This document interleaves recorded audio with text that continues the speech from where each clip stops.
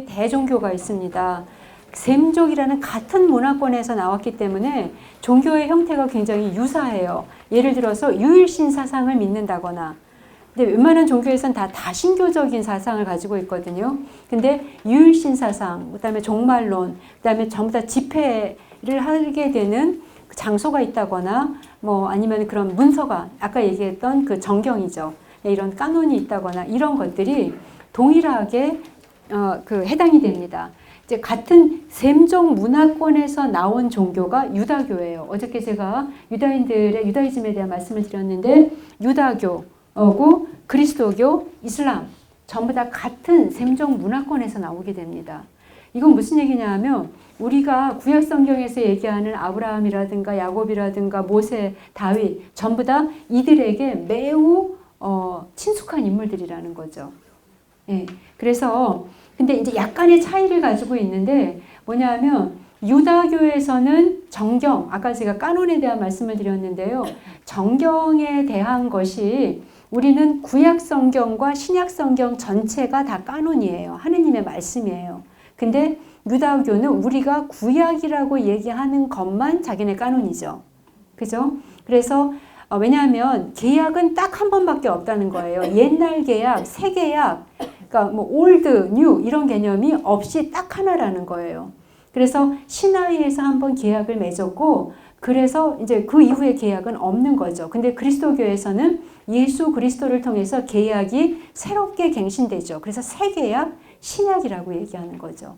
예, 그래서 우리가 구약 성경이라고 얘기하는 것만 그 사람들은 정경입니다. 여기서 그리스도교라고 얘기하는 것이 여러분들 그 한국말로 기독교 많이 이제 하시잖아요. 기독교 많이 얘기하시는데 기독이 그리스도에 대한 한자말 표현이래요. 기리시독이에요. 기리시독. 그래서 기독교예요. 그리스도교를 기독교라고 얘기하는 거고 그래서 이 기독교 안에는 우리 가톨릭과 개신교와 정교회와 성공회가 다 들어가 있습니다.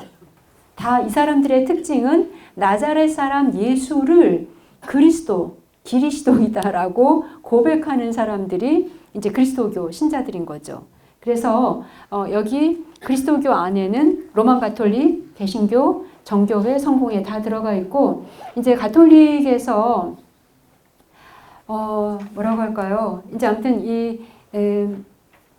그러니까 이제 유다교에서는 구약 성경만이 정경인데 우리는 구약과 신약을 함께 해서 믿음의 어떤 대상으로 이 텍스트를 삼고 있다 보니까 표현이 좀 어떻게 여러분들한테 받아들여지실지는 모르겠는데 유다교의 혼합 종교로 그리스도교를 이해하는 경우가 많이 있죠. 종교학에서는 이제 우리는 진정한 신앙은 가톨릭 교회밖에 없다라고 얘기하는 사람들이지만 종교 일반에서는 유다교의 혼합 종교처럼 얘기를 하는 경우도 있습니다. 거기에서 구약에서 신약이 나오기 때문에 유다교에서 그리스도교가 나왔기 때문에 그러고 그래서 지금도 교황님께서 가장 신경을 쓰는 사람들은 이 유다인들인 것 같아요. 이 유다인들과의 관계 이런 것들에 대해서 관심을 많이 가지시는데 결국 이제 가톨릭 교회가 아까 그 발타살 얘기를 하면서 초기 교회에서 우리가 가졌던 복음과 예수님 시대의 복음과 또 초기 교회에서 우리가 생생하게 간직했던 이런 것들이 오히려 스콜라 신학, 즉 중세로 들어가면서는 지나치게 원칙적이고 사변론적이고 그래서 규율과 규범과 뭔가 보속과 회개와 뭐 이런 것들만 강조하는 그런 걸로 가다 보니까 본질을 잊어버리게 되는 거예요. 하느님으로부터 오는 기쁨 없이 인간의 규율만 있게 되니까 이제 종교 개혁이라는 것이 일어나게 되죠. 그게 이제 종교 개혁이냐, 뭐 아니면 또 다른 종교 반란이냐, 뭐 이야기는 많이 있지만 이제 루터에 의해서 개신교가 나오게 되고 그 당시에 남유럽을 제외한 이제 그 북유럽 쪽으로 가면서는 이제 이 개신교가 이제 굉장히 이제 사람들한테 호응을 얻는 거죠. 그만큼 가톨릭의 문제가 있었다라는 겁니다. 가톨릭 교회 행정이나 체제에. 근데 그 당시에 바다 건너 영국에서는요 굉장히 성실하게 그 교황을 지지해요. 그러니까 이제 루터를 반대하는 거죠. 예, 그러면서 이제 굉장히 교황님으로부터 이 헬리칼세가 무지 칭찬을 받게 되는데 근데 이제 문제가 생기죠. 자기 그 부인 엠볼린 때문에 이혼을 해야 되고 가톨릭에서는 이혼을 허락하지 않으니까 가톨릭과 유사한 또 다른 혼합 종교를 만들게 되는 게 성공회죠. 그래서 가톨릭과 가장 유사한 모습을 가지고 있는 거는 성공회라고 얘기를 해요. 지금도 영국에 가시면은 이제 이게 정당인지 뭔지 구별이 잘 안 되잖아요. 예, 그래서 이제 성공회가 있고 이제 그러면서 이제 이런 어떤 여러 가지 종교 분열들이 일어나게 되니까 정교회 이쪽 동쪽에서나 이제 이 유럽과는 조금 떨어진 나라에서는 우리가 정통성을 가지고 있다. 우리가 오르도톡스다. 라고 얘기하면서 이제 여러 정교회들이 나오게 됩니다. 그래서 이제 어쨌든 가톨릭으로부터 이렇게 분산돼서 이 사람들을 전부 다 그리스도교라고 얘기하고 그래서 기독교라고 얘기할 때 개신교만 해당되는 게 아닌 거예요. 예, 이런 거가 있는데 이제 서기 6세기죠. 이제 이렇게 되면서 마호메트라는 인물이 이제 굉장히 감명을 받아요. 자기가 원래 익숙했던 것은 다신교적인 신관이었는데 유다인들의 그 정경, 우리 구약 성경이라고 하는 이것을 대하면서 이게 진짜 진리구나 라는 것을 하면서 자기의 다신교적인 바탕을 버리고 이제 새로운 종교가 그러니까 굉장히 유다교와 이렇게 뭐랄까 유사한 그런 어떤 종교를 만들게 되는데 이제 그게 이슬람입니다. 특별히 해석을 할 때 이제 그렇게 보죠. 아브라함의 아들 중에서 이스마엘과 이삭이 있죠. 근데 사실은 어쨌든 이스마엘이 먼저 태어나는 건데 그럼에도 불구하고 적자는 저 이삭이다라고 해서 자기네 조상인 이삭에게 합법적인 정통성이 있다. 이제 이렇게 얘기하는 게 유다인들의 구약성경이라면 이슬람에서는 아니라는 거죠. 이스마엘의 정통성, 워낙부터 걔가 큰아들이었기 때문에 그이한테 정통성이 있다는 거고 완전히 갈라지게 되는 것은 야곱과 에사우 문제입니다. 야곱이 별명이 뭐예요? 별명이 이스라엘이잖아요. 이제 야곱이 중요한 이유가 이 야곱의 별명이 이스라엘의 국호가 되거든요.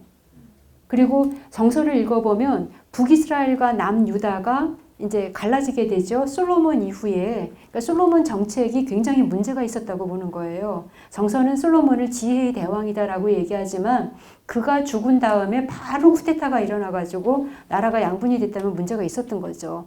근데 그래서 사실은 북이스라엘이 굉장히 문화적으로도 앞서고 신학적으로도 앞서고 인재들도 훨씬 많았고 왜냐하면 쿠데타 세력이 12개의 지파에서 유다 지파만 남쪽에 남아 있고요. 레위 지파는 워낙 땅이 없는 사람들이잖아요. 그러니까 이제 남쪽에 유다 지파만 남아져 있고 레위 지파를 뺀 나머지 10지파가 규합해서 만든 나라가 북이스라엘이에요.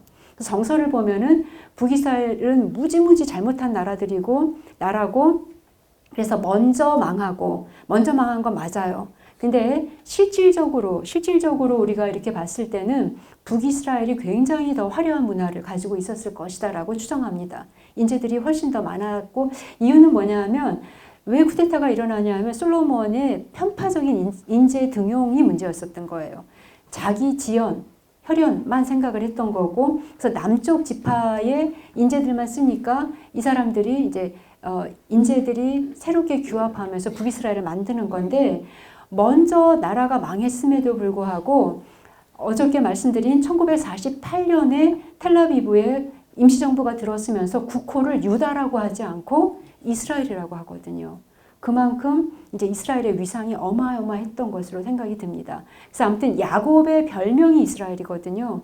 근데 분명히 둘째 아들이에요. 둘째 아들인데 그래서 이제 이쪽 이슬람 쪽에서는요.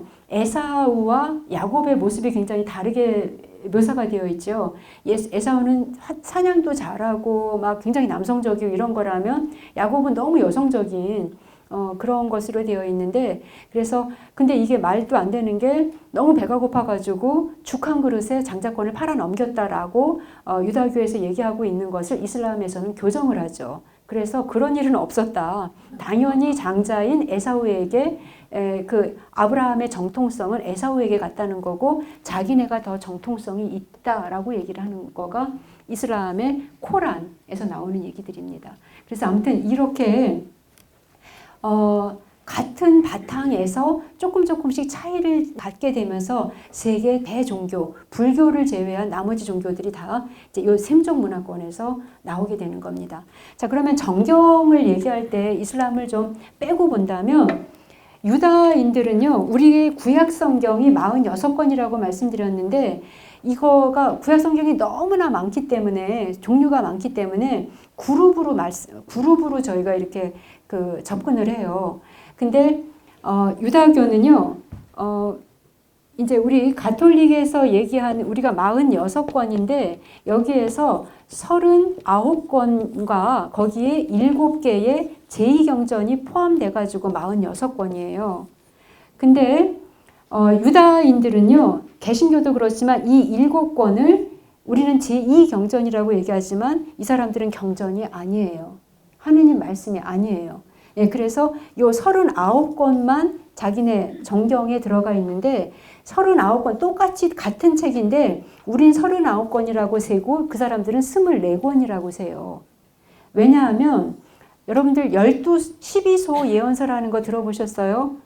뭐 오바디아서, 뭐 요엘서, 무슨 호세아서, 뭐 이런 유명한 예언서들이 있거든요. 예언서에 보면은 이사야서, 예레미야서, 에제키엘서, 다니엘서 이런 것들만 대예언서라고 해요. 나머지들은 다 12개의 소예언서라고 하는데 우리는 12개로 계산을 하는데 유다인들은 한 권으로 계산을 해요. 왜냐하면 다 합해도 예레미야서보다 분량이 적어요. 이사야서보다 분량이 적어서 12소예언서를 하나라고 생각을 하고 그 다음에 또 뭐가 있냐면 에스라기, 느헤미야기라는 책이 있어요. 역사서에 속해 있는 책인데 에스라기, 느헤미야기를 우리는 한 권, 그래서 2권이에요. 근데 그니들은 그게 한 권이에요. 이런 식으로 셈법이 다르기 때문에 우리가 39권이라고 얘기하는 제1경전을 똑같은 책들인데 24권이다라고 얘기를 하고 이 24권을 구분을 한다고 말씀드렸죠. 너무 책이 많아서. 근데 유다인들은 요거를 3등분을 해요. 3등분. 그래서 혹시 보셨는지 모르겠어요. 타나크라고 하는 거 보셨나요?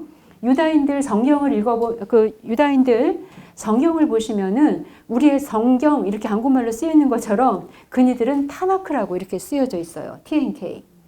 근데 이게 뭐냐 하면 T는 토라의 약자예요.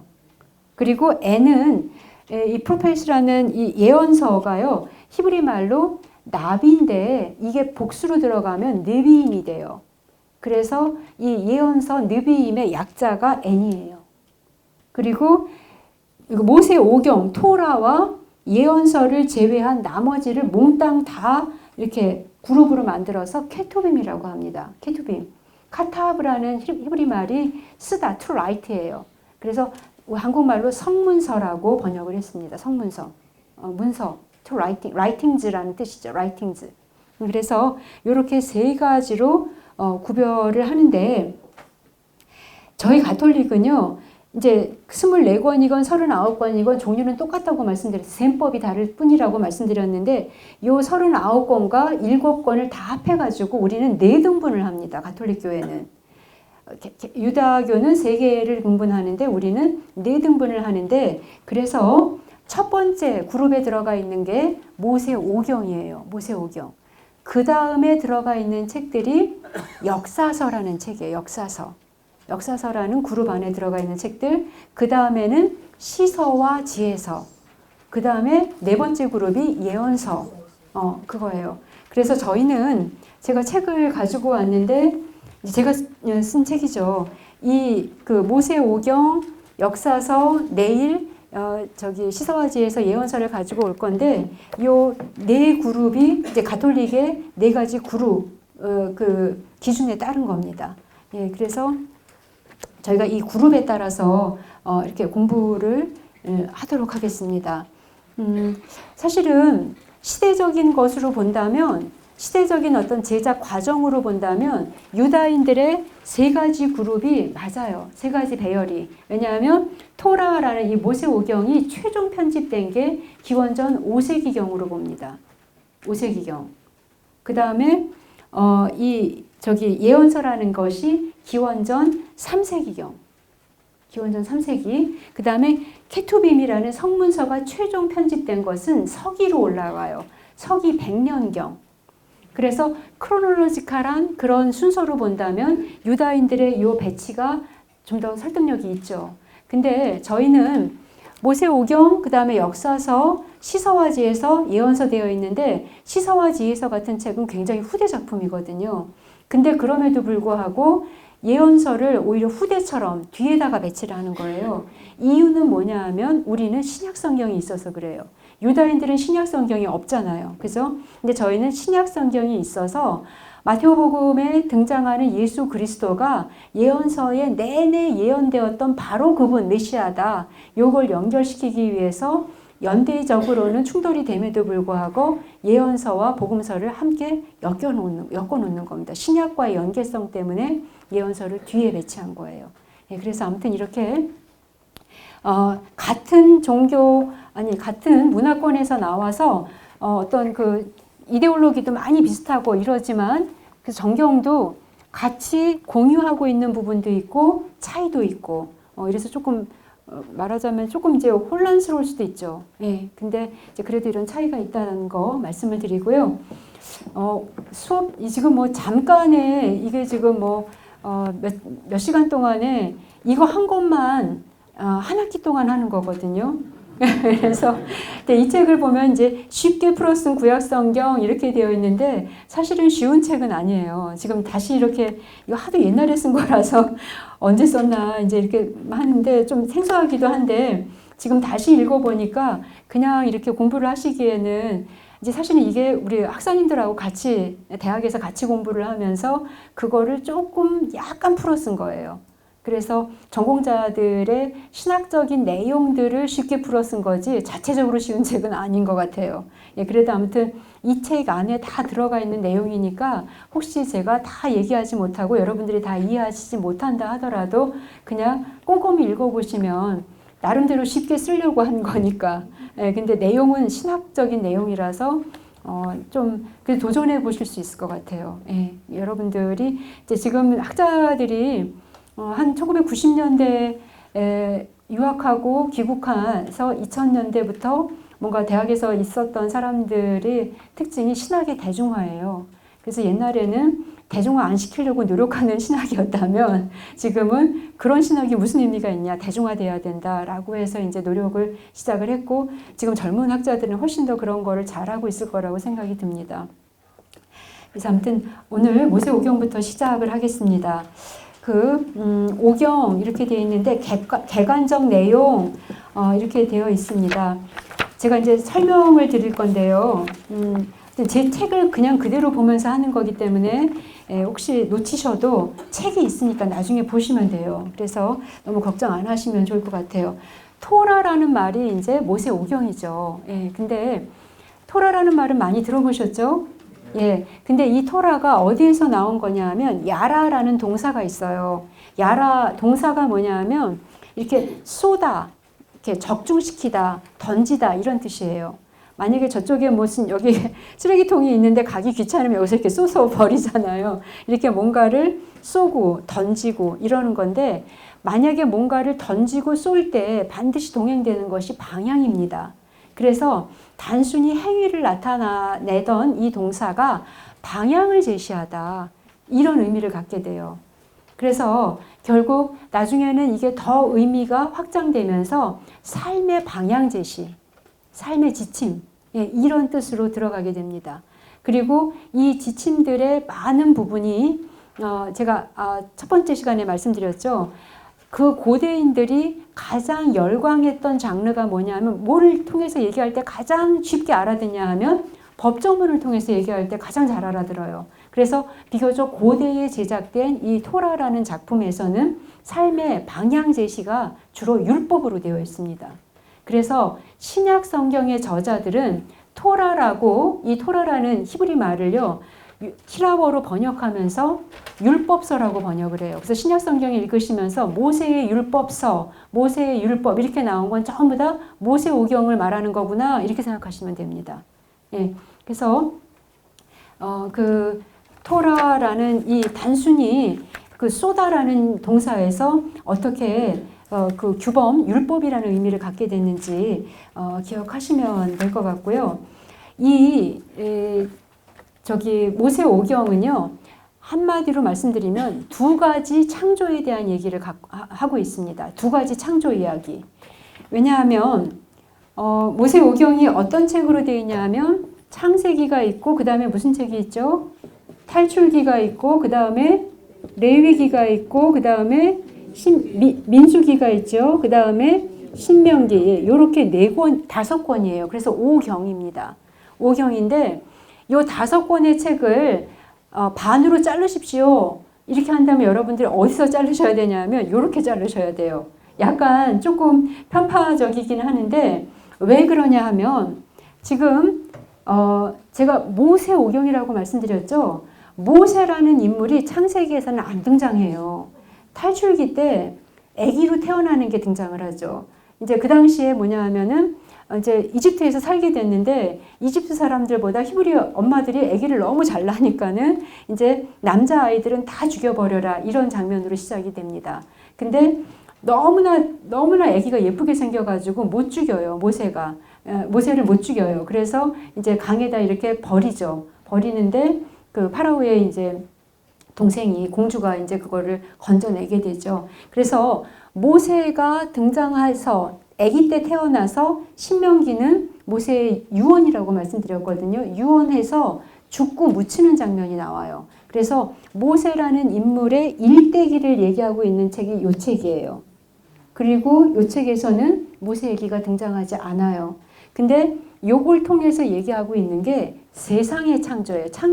두 가지 창조 이야기다 이렇게 말씀을 드리는데 세상의 창조가 여기서 이루어지고 있다면 여기에서는 이스라엘 민족의 창조다라고 보시면 돼요. 민족의 창조. 어저께 왜 민족이 중요한지 말씀드렸습니다. 유일하게 인류의 역사상 국가가 무너졌음에도 불구하고 민족이 건재했던 유일한 케이스예요. 근데 그게 가능했던 이유는 그들이 생각하는 국가 개념이 달랐던 거죠. 그래서 왜냐하면 하느님의 왕국이 있고 하느님만이 우리의 왕이시기 때문에 인간 왕은 하느님의 통치를 실현하는 도구일 뿐이지 자체적인 주권 하나도 없다고 보는 거거든요. 그래서 인간 왕조가 무너지든 말든 상관을 안 하는 거예요. 예, 그래서 그런 이데올로기가 끊임없이 유다인들이 생존할 수 있었던 이제 그런 전략이 되는데요. 그 민족의 창조가 모세를 통해서 이루어졌다라는 겁니다. 그래서 세상의 창조 이야기와 민족의 창조 이야기 두 가지 창조 이야기가 모세오경의 핵심이다. 이렇게 보시면 되겠습니다. 자, 그래서 이제 이런 일이 벌어지는데 크게 보면은 거기 유인물에 나온 것처럼 서론, 본론, 결론으로 얘기가 되어 있다면 서론은 창세기고 본론이 이제 이집트 탈출 이야기로서 탈출기부터 민수기까지고 이 이야기가 유언이라는 게 뭐냐 하면 지금까지 자기의 일생을 쭉 되돌아보는 게 유언이잖아요. 그런 의미에서 신명기는요. 거듭 신자의 계명 명자를 써요. 그러니까 유언이라는 걸 통해서 거듭 돌아보는 거예요. 하느님의 말씀이 어떤 거였는지. 그래서 이 신명기는 일종의 결론이라고도 할 수 있겠습니다. 쭉 이제 돌아보는 이야기가 이제 다시 등장을 해서요. 자, 그런데 여기서 지금 모세오경이라고 우리가 토라라고 하는 게 이제 학자들 안에서 문제가 되는 거예요. 이제 이스라엘에게 가장 중요한 삶의 방향 제시인데 이게 5경이 될 수도 있고 4경이 될 수도 있고 6경이 될 수도 있고 9경이 될 수도 있는 거예요. 우리는 일반적으로 모세오경이라고 얘기하지만 그거는 우리가 그냥 이름을 붙인 거지 원래 이름은 토라거든요. 토라에는 오라는 얘기가 없어요. 그냥 지침의 방향 지침. 그래서 정말 이게 5권의 책이냐. 4경이라는 건 뭐냐 하면 신명기를 토라로 보지 않는 겁니다. 그래서 민수기까지만 보는 거예요. 6경이라는 건 뭐냐 하면 여호수아기, 그 다음에 나오는 여호수아까지가 토라다. 방향 제시다. 이렇게 보는 거고 9경은 뭐냐 하면 신명기 다음에 여호수아기가 나오고 판관기가 나오고 사무엘기가 나오고 열왕기가 나와요. 그래서 이 네 권이 플러스 된 게 구경이에요. 그래서 구경이 토라일 수도 있다. 이거는 다 우리가 알 수 없는 거예요. 진짜 토라가 어디까지인지 알 수 없는데 왜 이런 일이 벌어지냐 하면 이 모든 얘기는 이스라엘에게 가장 중요할 게 뭐였냐 하면요. 땅이에요. 땅. 왜냐하면 이스라엘이 하느님과 파트너십을 맺게 되면서 계약을 맺죠. 신하기에서 계약을 맺게 되는데 보통 계약을 맺을 때 이렇게 그 계약에 사인으로 주고받는 게 징표가 있는 거예요. 징표. 여러분들이 만약에 저는 지금 제가 종신서원을 했기 때문에 반지를 끼고 있거든요. 제가 하느님과 맺은 계약의 징표예요. 반지를 받은 거예요, 제가. 그래서 이거를 보면서 내가 어떤 사람인지를 얘가 기억하게 되죠. 기념하고 기억하게 되는데 마찬가지로 여러분들이 결혼하시면은 뭐 예물 왔다 갔다 하시잖아요. 그죠? 그런 것처럼 그래서 하느님도 계약을 맺었는데 거기에 반지 주는 것처럼 징표를 주시는 거예요. 계약의 징표. 그게 뭐냐 하면 땅이에요.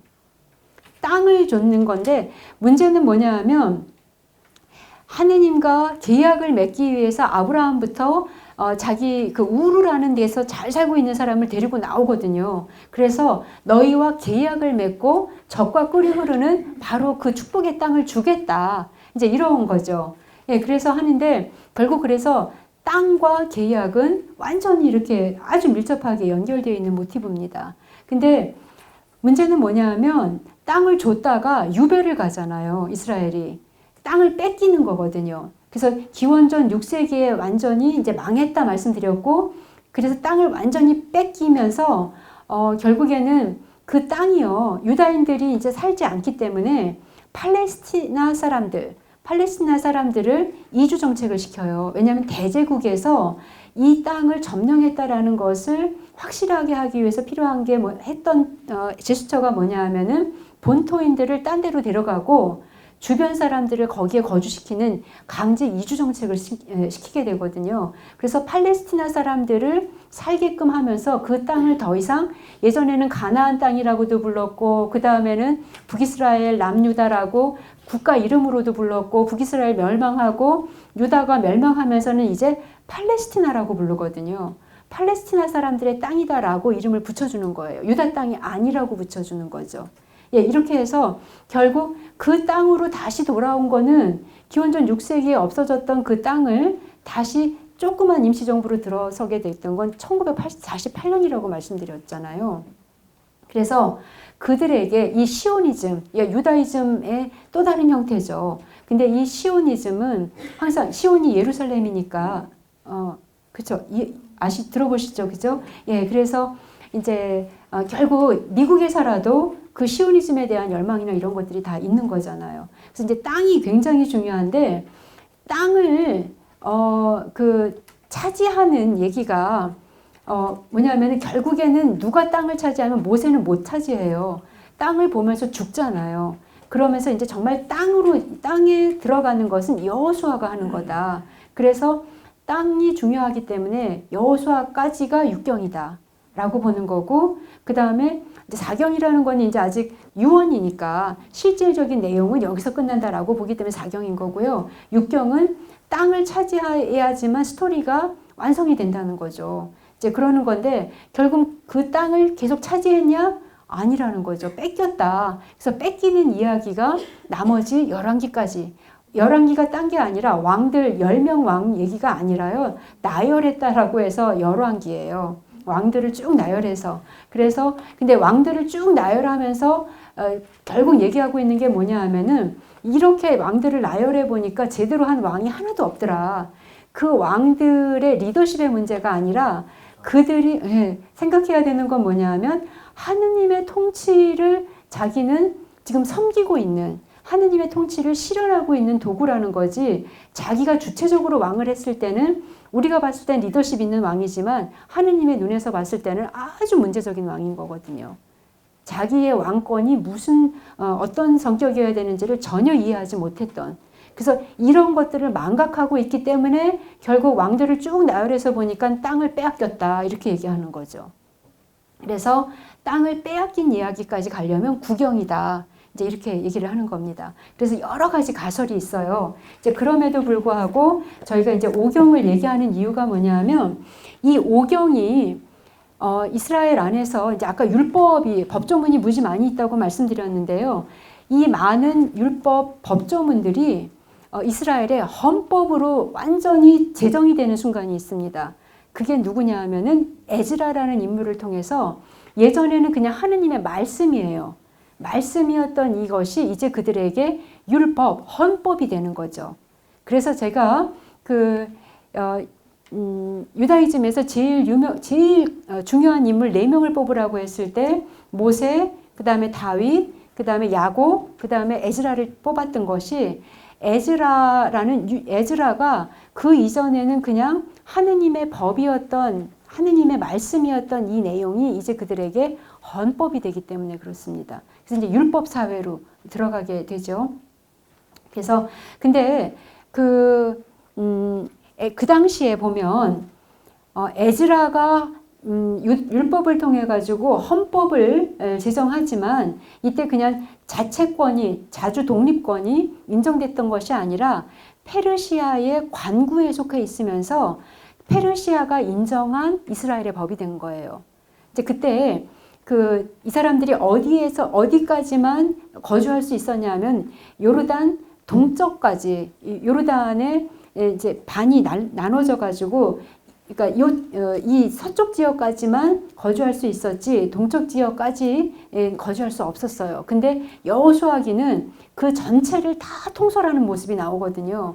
그렇다면 자기네들이 이 지역 안에서만 제한적으로 거주하게 허락을 받았는데 그 이상까지들 자기의 나라로 국가로 얘기하고 있었던 여호수아기를 모세 오경이다, 율법이다 라고 허락하지는 않았을 것이다. 이렇게 보는 거죠. 정치적인 문제에서 그러니까 여호수아기는 요르단 서쪽, 동쪽 전부 다 이렇게 통합을 하고 정복한 이야기거든요. 근데 그 당시의 상황은 이쪽 한 지역만 인정을 하기 때문에 전체를 다 정복한 이야기를 헌법으로 인정하지 않았을 것이다 라고 봐서 육경은 아니다라고 보는 거예요. 그리고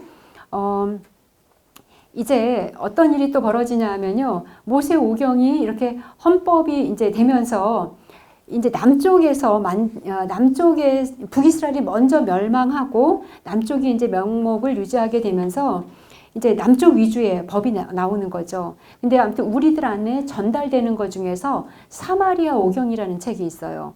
그거는 남쪽에서 만들어진 모세 오경을 겨냥해서 뭔가 또 다른 패러디 짝퉁까지는 아니고요. 자기네들은 그게 자기네들의 법이라고 생각을 하니까. 근데 그게 오경으로 되어 있어요. 그렇다면 이쪽의 것을 견제해서 남쪽의 것과 유사한 새로운 어떤 패러디를 만드는 게 오경이라면 이쪽도 오경이었을 것이다 라고 추정을 하죠. 예, 그래서 이제 모세 오경이 4경, 6경, 9경이 아니라 오경이었을 것이다 라고 저희가 이제 이렇게 생각을 하고 있는 겁니다. 이제 그런 부분이 있고요.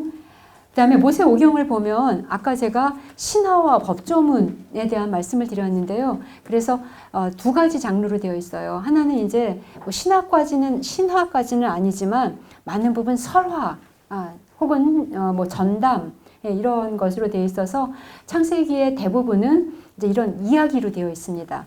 요거를 히브리 말로 핫가다라고 해요. 핫가다. 예, 그리고 그 다음에 탈출기부터는요, 이제 전부 다가 이렇게 법조문이에요. 그래서 읽으실 때 굉장히 지루하시죠. 혹시 법대 나오신 분들은 어쩔지 모르겠어요. 더 지루하실걸요, 아마. 예, 그래서 그 법조문 부분은 할라카라고 히브리 말로 얘기하고요. 그래서 법조문 부분에는 10계명도 들어가 있고, 10계명은 탈출기에도 한 번, 신명기에서도 한 번 나옵니다. 그래서 이제 2번 나오면은 동일하게 10개의 조문이 동일하게 일치하면 참 좋겠죠. 근데 아까 말씀드린 것처럼 일치하지 않습니다. 한 가지 사건에 대한 충돌되는 보도예요. 근데 10계명이 그러면 어떤 게 진짜냐 이런 것보다 중요한 건 하느님과의 관계를 유지하기 위해서는 이제 어떠어떠한 것들이 지켜져야 되는지 그렇게 하느님과의 관계 안에서 보시는 게 필요해서 십계명을 두 개나 그냥 이렇게 충돌돼도 그냥 내비로 두는 겁니다. 그리고 계약법전, 성결법전, 신명기법전, 재관계법전 이런 법전들이 다 들어가 있어요. 그래서 이제 여기서도 보면 계약법전은 처음 그 농경 생활이 시작되기 이전의 모습들을 담고 있어요. 그리고 그 다음에 성결법전 이런 거는 굉장히 후대 법전입니다. 저희 수녀회에서도 수녀회 법이 있어요. 회헌이라고 해서 저희 수녀회 자체 내의 헌법 같은 건데 그게 늘 동일할 수가 없어요. 왜냐하면 예전에 공의회 이전에는 수녀님들이 굉장히 엄격하셨겠죠. 근데 지금은 그렇게 되면 어머니들이 다 데리고 가세요. 우리 딸 더 이상 수녀 못한다. 이래 가지고 총원장한테 엄청 강의하시죠. 그런 회헌으로 살 수가 없어요. 그래서 시대에 맞추어서 기본은 변하지 않지만 아주 디테일한 부분들은 변할 수밖에 없습니다. 그리고 예를 들어서 저희가 이제 고행하고 이런 게 있잖아요. 근데 다들 지금 한국에서도 따님들을 이제 수도회에 안 보내시는 거죠. 한국에서 이렇게 보니까 너무 고생하는 것 같으니까 딸 하나밖에 없는데 못 보내시는 거예요. 이제 그래도 어머님들이 그 유혹을 잘 이제 견디셔야 되는데 보냈다가도 다시 또 데려가시고 뭐 이런 일들이 벌어져서 수도자들이 이제 되게 없어요. 그래서 젊은 수녀님들 보시기가 너무 어려운데 저는 이 미국의 복음화를 위해서 젊은 수녀님들을 이렇게 많이 보내놓고 훌륭한 총원장이죠, 제가. 미국에 지금 이렇게 젊은 수녀님들 한국에 많이 없어요. 정말로 이제 그런 희귀한 사람들이 돼버렸는데 그 옛날에 했던 고행들을 나이들이 드니까는요 못 하시는 거예요.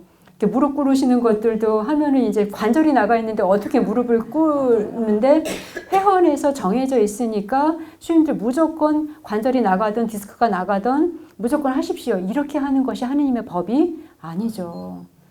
그래서 뜻이 하느님 뜻을 실천하고 하느님을 증거하는 게 필요한 거지 내가 피말리기 힘들게 살아서 핍진하는 것이 하느님 뜻은 아니라고 수도자들이 해석을 합니다. 그래서 이렇게 회원이 변해요.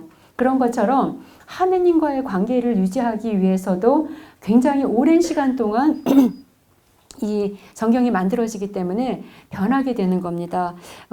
여러분들 그 신약 성경 27권은요. 사실은 50년 안에 27권이 몽땅 쓰여져요. 예를 들어서 제일 먼저 쓰여진 책이 무슨 책인지 아세요? 신약에서? 마르코복음? 아이고 100점이세요. 예. 데살로니가전서, 그러니까 바오로서관이 제일 먼저 쓰여지죠. 근데 한 50년경부터 쓰여지기 시작을 하는데 가장 마지막에 쓰여지는 책은 요한계문원들이에요. 100년이라고 봅니다. 100년경. 그러면 50년 안에 몽땅 쓰여지는 거예요. 27권이니까 그러니까 시대적인 편차가 별로 없죠. 근데 반면 구약성경은 숫자도 많은데 사실은 아까 말씀드린 것처럼 이미 제작이 뭔가 작품을 만든다는 것이 뭐냐, 컨텐츠가 나오면 벌써 이제 제작이 되는 거라고 보는 거잖아요. 이제 그런 걸로 본다면 구전의 시대가 무지 많습니다. 그래서 구전부터 따지면 이제 뭐 굉장히 달라지는데 적어도 아무튼 알파벳이 나와서 구전으로 된 것이 처음으로 기록이 되는 거. 이런 걸 기록한 학자들을 저희가 서기관들이라고 얘기하죠. 서기관들이라 얘기하는데 그 첫 번째 서기관들, 그 첫 번째 학자들이 야훼계 저자라고 봐요. 그래서 이 야훼계 저자들의 문서와 작품이 이제 처음으로 어떤 문서로 만드는 제작 그 시기라고 보는데 그게 솔로몬 시대예요. 솔로몬 시대가 기원전 1000년경으로 봅니다. 그러면 50년 동안 만들어진 신약 성경에 비해서 구약 성경은 적어도 구전을 빼도 1000년 동안의 제작 과정이에요. 그러니 시대 정신이 얼마나 많이 변했겠어요. 예를 들어서 이제 아까 유다인들의 정경과 구약 성경에서 유다인들의 정경과 우리 구약 성경이 좀 다르다 말씀드렸는데 유다인들 정경에서 가장 마지막에 쓰여진 거, 가장 후대에 쓰여진 책이 유다인들 정경에서는 다니엘서예요. 다니엘서는 기원전 167년에서 164년경으로 봐요. 기원전 2세기죠. 예, 근데 우리는 제2경전이 있잖아요. 제2경전까지 따지면은 지혜서가 제일 마지막에 쓰여지는데 지혜서는 기원전 30년경으로 봅니다. 어쨌든 1000년부터 기원전 30년 혹은 뭐 일경전까지만 따진다면 164년까지 1000년 동안 작품이 되는데 실제로 구전까지 따진다면 제작 기간만 2000년, 어떤 학자는 3000년까지 봐요. 3000년 동안의 작품과 50년 동안의 작품이 너무나 차이가 있겠죠. 구약과 신약이. 그러다 보니까 구약에서는 한 가지 사건에 대해서 수정하고 또 다르게 설명하고 이런 일들이 아주 빈번하게 발생할 수밖에 없는 거예요. 그래서 전부 다 아까 제가 법전을 4개나 지금 모세오경 안에 왜 이 책을 신약에서는 율법서라고 부르냐. 거기에 보면 아브라함 얘기도 있고 사라 얘기도 있고 법전문만 있는 게 아닌데 왜 그러냐. 근데 그만큼 법전이 많이 들어가 있기 때문이고 이 법전에서는 동일한 사건을 다르게 해석하는 경우도 있고 그 다음에 그 시대에 만들어진 법들도 있고 이렇습니다. 그래서 아무튼 모세오경의 한락하 부분에서는 이렇게 4개의 법전들이 다 이렇게 들어가 있다라고 보시면 되겠습니다. 특별히 이 학가다 부분에서도 제가 좀 설명을 드려야 되는데요. 맨 처음에 지금 아담 얘기가 있고 그 다음에 아브라함 얘기가 있고 그 다음에 뭐 탈출하는 얘기도 있고 막 이렇거든요. 근데 여기에서 창조 얘기가 나온 다음에 아담 얘기가 나온 다음에 그 다음에 아브라함 얘기 이렇게 차분차분히 차곡차곡 제작이 됐다고 보시면 안 돼요. 제일 먼저 제작이 되는 것은 탈출에 대한 얘기입니다. 탈출기의 부분이 가장 먼저 만들어져서 하느님이 어떤 분이냐? 해방하시는 분이시다. 우리를 그 노예살이에서 당신의 파트너로 만들기 위해서 이거를 탈출시키고 그 다음에 이들을 탈출했을 뿐만이 아니라 먹이고 물을 마시게 하고 뭐 이런 보호하고 그래서 서로 알아간 다음에 삶의 절정에 이르렀을 때 계약을 맺는다 이런 말씀을 드렸는데 요걸 이제 원체험이라고 합니다. 원체험. 가장 먼저 있었던 체험인 거죠. 그리고 이 원체험이 유다이즘의 핵심이 되는데 원체험은 이런 거예요. 그 사람을 설명할 때 납득 안 되는 부분들이 있어요. 예를 들어서 뭐든지 잘 먹는데 짜장면을 안 먹는다. 그러면 원체험이 뭔지를 가서 살펴보셔야 돼요. 그럼 어렸을 때 짜장면 먹다가 혼났거나 아니면 체했거나 이러면 짜장면 안 먹잖아요. 이렇게 원체험은 뭐냐 하면 한 가지 사건을 통해서 자기 일생 전체가 그 영향을 받는 것. 이걸 원체험이라고 합니다. 유다인들을 이해하기 위해서는 이 원체험이 없이는 그들을 이해할 수 없는 거예요. 그 원체험이 뭐냐 하면 탈출 사건을 탈출기에 나와 있는 그 내용이에요. 그래서 탈출시키고 해방시키고 그 다음에 뭐 이런 여러 가지들이 강조되는데 거기에서 핵심은 탈출 사건이 아니라 하느님은 그렇게 이스라엘을 해방시켰을 뿐만이 아니라 끊임없이 당신이 이스라엘을 스폰서가 되어주신 분. 그래서 그분이 분명히 로드가 될 수 있는 분. 이게 이제 원체험인 거죠. 예를 들어서 이런 거예요. 도저히 빠져나올 수 없는 그런 소용돌이가 있죠. 빚을 너무너무 많이 졌다거나 아니면은 도저히 어떻게 아무튼 내가 살아갈 수 있는 방법이 없는 지경에 도달했을 때 근데 어느 누군가가 그니를 살게 해주는 거죠. 그를 이제 인간의 뭐라고 할까 기본적인 기본권이 가능하게끔 됐을 때 그분을 잊어버릴 수가 있을까요, 우리가? 없죠. 근데 그냥 그를 한국에서 보면은 그런 일들이 많이 일어나요. 저희 수녀들이 그런 사도직도 많이 하는데 예를 들어서 그야말로 수도권이나 서울은 뭐 말할 것도 없고 아직도 방황하는 청소년들이 무지 많아요. 그래서 이제 걔네들을 이제 어떻게 돌볼 것인가. 그래서 이제 수님들이 이제 이렇게 직접 찾아가 보면은 그게 계속해서 그 소용돌이 속으로 이렇게 빠져들어가는 건지도 모르면서도 불구하고 계속 빚을 지는 거죠. 이 포주들한테. 그래서 이제 너가 빚이 얼마인 줄 알아? 그거 갚기 전에는 너네는 못 나가. 이제 이런 일들이 정말 일어나는 거예요. 근데 그걸 그냥 무시하고서 이제 어떤 액션을 취하면 되는데 애기들이니까 이걸 어떻게 갚지? 이제 그런 거에서 이제 빠져나오질 못하는 거죠. 근데 거기에서 누군가가 이 사람, 얘가 지금 빚이 3억이야? 내가 갚아줄게. 그러고선 얘를 빼내는 거죠. 그래서 빼낼 뿐만이 아니라 얘가 뭔가 다시 공부할 수 있거나 다시 직장을 가질 수 있거나 이렇게 모든 것을 스폰해주는 분. 결국에는 이스라엘과 하나님의 관계가 그거예요. 그게 원체험이에요. 도저히 그 노예살이에서 해방될 수가 없었는데 바로 하느님께서 그들을 그렇게 빼내줬다라는 거고, 빼내준 거에서 끝나는 게 아니라 다시 살아갈 수 있도록 먹을 것을 주고, 그러니까 직장을 주는 거죠. 그래서 결국 스폰서 개념으로 이해하시면 참 저는 이해가 되더라고요. 좀 그렇긴 하지만. 그래서 이게 가장 먼저 있었던 원체험이에요. 근데 그러면 왜 그렇게 했냐? 이스라엘하고 하나님이 왜 뭐가 예뻐가지고, 왜냐면은 예쁜 구석이 없는 거예요. 그래서 보면은 이제 뭔가 이렇게 아무튼 뭐라고 할까, 장점이 있어야 되는데, 가진 것도 없고, 수가 많아서 너희가 뽑힌 것도 아니고, 너희가 그렇게 대단한 민족도 아니고, 성격이 좋으냐 하면은 목덜미가 뻣뻣한 백성이고, 뭐 이런 얘기들이 계속 나오거든요. 그럼에도 불구하고 왜 그 이들을 스폰했냐?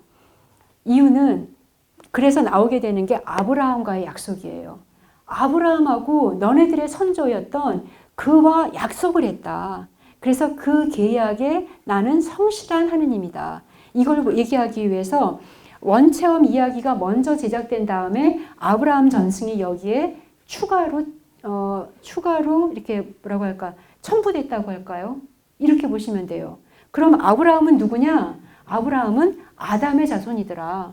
아담은 누구냐? 인류 최초의 인물이다. 그러니 이스라엘의 아버지가 아브라함이 아담의 자손이라는 것은 유다인들의 정체성은 이렇게 이제 어마어마한 민족이다. 이렇게 얘기를 하면서 창세기 1장부터의 이야기는 소급되어서 첨부되어서 지금과 같은 학가다의 설화의 이야기로 만들어졌다라고 보시면 됩니다. 지금 10시 지금 4분 전이거든요. 여기까지 마무리해야 될 것 같고, 내일 시간에는 이제 이런 식으로 해서 모세오경, 역사서, 또 마지막 예언서까지 핵심적인 부분만 이렇게 조금 짚어드리기로 하겠습니다. 쪽집게 가회 이렇게 그런 식으로 좀 해보겠습니다. 예, 성부와 성자와 성령의 이름으로 아멘. 영광이 성부와 성자와 성령께, 성부와 성자와 성령의 이름으로 아멘.